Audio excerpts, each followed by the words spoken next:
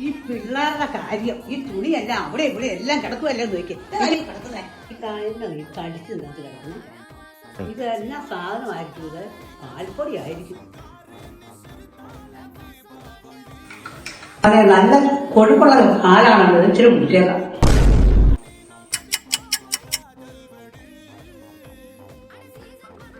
എന്റെ പാല് മമ്മി കണ്ടായിരുന്നോ?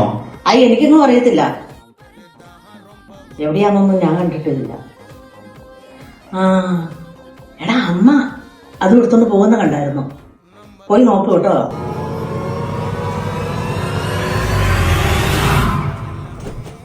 ഓശാന തന്നിൽ വളർന്നവനെ ഓശാന ഓശാന